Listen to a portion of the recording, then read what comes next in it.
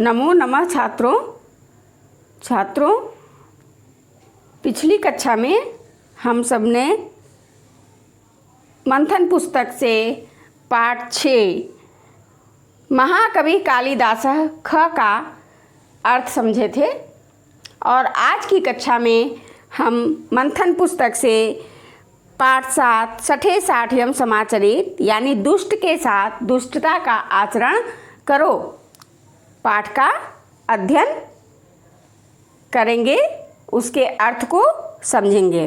तो चलिए अब अर्थ को समझते हैं। पर्वतस्यांचले एकः विशालः जलाशयः आसीत्। पर्वतस्यांचले में संधि होगी पर्वतस्य प्लस अंचले यानी पर्वतस्य जमा अंचले पर्वतस्यांचले। पर्वत के आंचल में एकः विशालः एक विशाल जलाशय आसीत्। जलाशय का अर्थ होगा तालाब। तालाब था। पर्वतस्यांचले एकः विशालः जलाशय आसीत्। पर्वत के आंचल में एक विशाल तालाब था।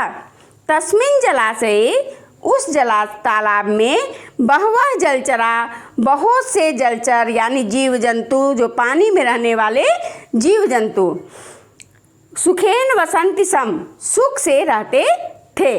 तस्मिन् जलाशय उस जलाशय में बहवः जलचरा बहुत से पानी में रहने वाले जीव जंतु सुखेन वसंति सम सुख से रहते थे। तत्रैव तत्रैव में संधि होगी तत्र जमा एव तत्रैव वहाँ ही न्यग्रोध वृक्षे। न्यग्रोध वृक्ष का अर्थ होगा बरगद के पेड़ पर। वहीं बरगद के पेड़ पर एक वृद्ध एक बूढ़ा बको अपी में संधि होगी बकह जमा अपी बको अपी बगुला। बकह का अर्थ होगा बगुला। बको अपी वसति सम बगुला भी रहता था। तत्रैव न्यग्रोध वृक्षे एकः वृद्ध बको अपी वसति सम वहीं बरगद के पेड़ पर एक बूढ़ा बगुला भी रहता था। वृद्धावस्था के कारण सह चंचल मत्स्यानाम वह चंचल मछलियों का वध करने में असमर्थ अभवत्। असमर्थ था यानी वो चंचल मछलियों को पकड़ने में असमर्थ था।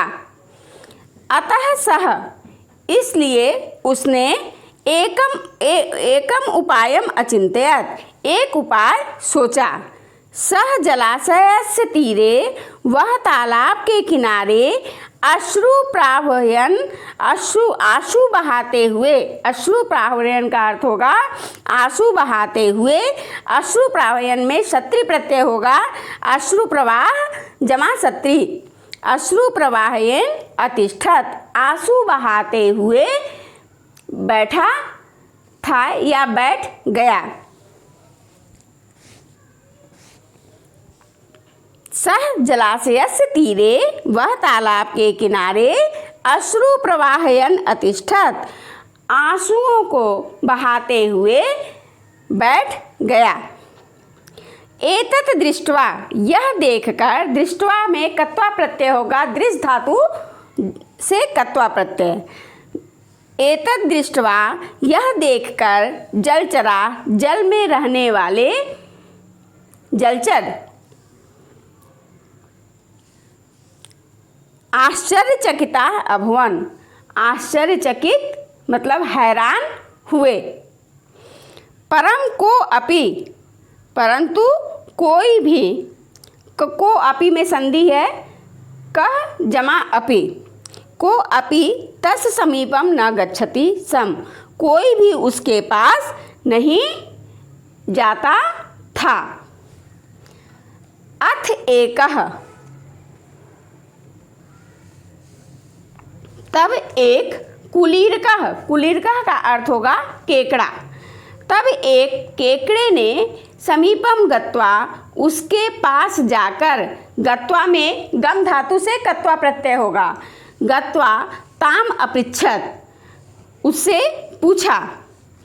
अथ एकः कुलीरकः उस तब एक केकड़े ने समीपम गत्वा उसके पास जाकर अपृच्छत उससे पूछा अद्य आज मत्स्यान न खादसि, मछलियाँ नहीं खाते हो, अश्रूणि मुंचसि, आंसू बहाते हो, दुखस्य कारणम किम, दुख का कारण क्या है।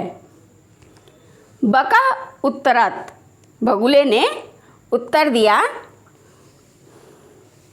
दैवज्ञाः कथयन्ति, दैवज्ञाः मतलब ज्योतिषी, देवज्ञाः कथयन्ति ज्योतिषी कहते हैं यत 6 वर्ष पर्यंतम कि 6 वर्ष तक वृष्टि न भविष्यति, यहाँ वर्षा नहीं होगी।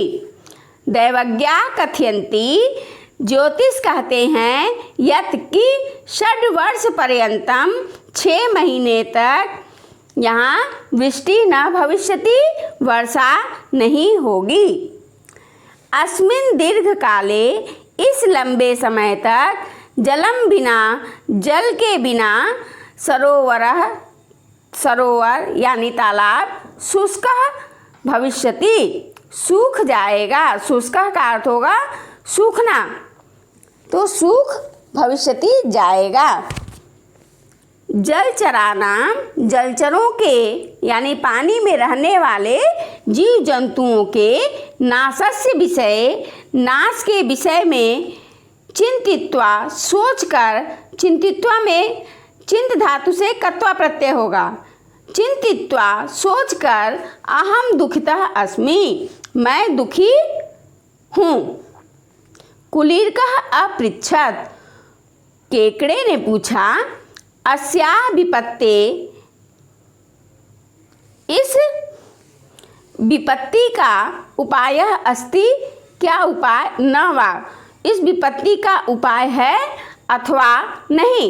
बकः उत्तरत, बगुले ने उत्तर दिया एकैव उपायः, एक ही उपाय अस्ति है, यानी एकैव उपायः में संधि होगा, एकः प्लस एव प्लस उपायः, एको उपायः अस्ति, एक ही उपाय है। यत इमं की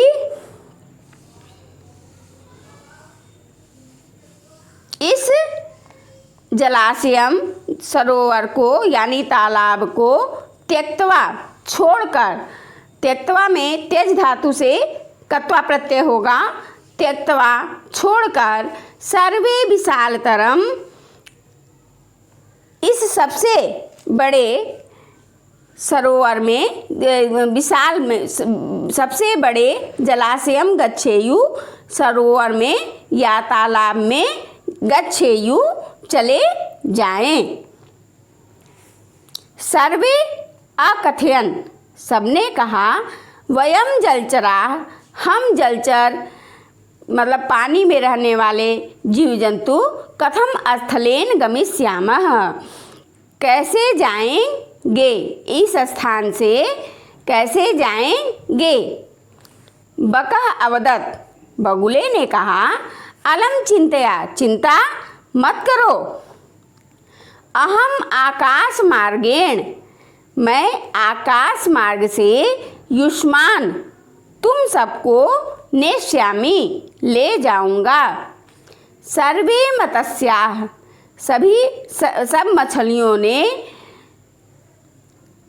उच्चैः अवदन्, जोर से कहा माम नय, मुझे ले जाओ, माम नय, मुझे ले जाओ। तदा बकः मत्स्यान् नीत्वा नातिदूरम् एकस्यां शिलायां स्थाप्य अभक्षयत्। तदा बकः, तब बगुले ने मत्स्यान् नीत्वा, मछलियों को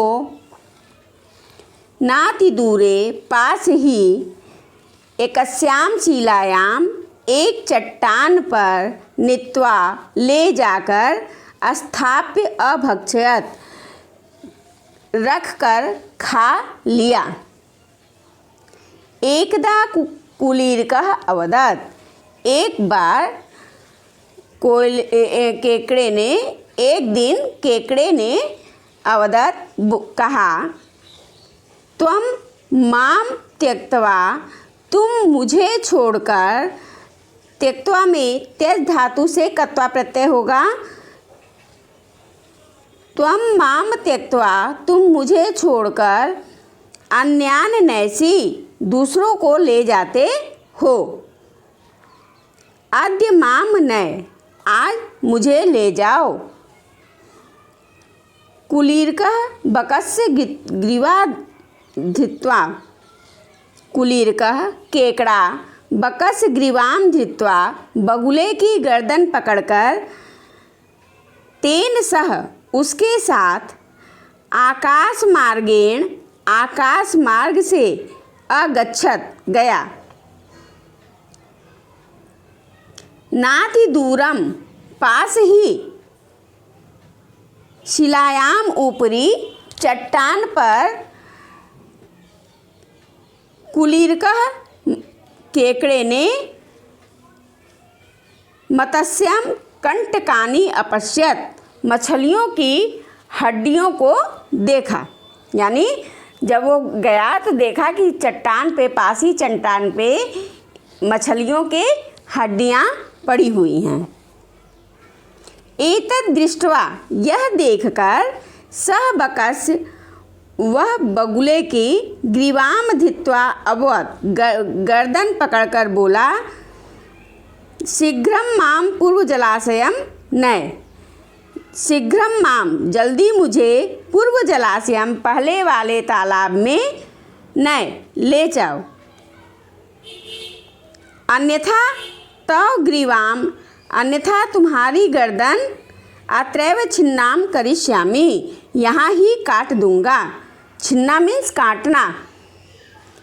तत्र आगत्य, वहाँ आकर, सकलम वृतांतम, सारा वृतांत यानी सारा समाचार, कथयित्वा, कहकर, कुलीरकः जलचरान अपृच्छत, केकड़े ने जलचरों से पूछा, भो बांधवा, हे बंधुओं, अनेन सह किम कर्तव्यम, इसके साथ क्या करना चाहिए।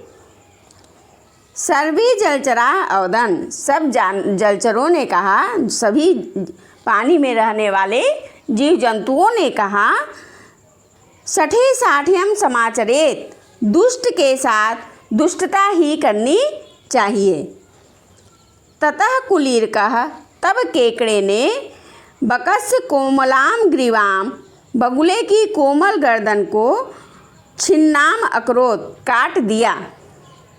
दुष्टः दुष्टताया फलम प्राप्नोत, दुष्ट को दुष्टता का फल मिल गया। तो बच्चों, ये हमने आपको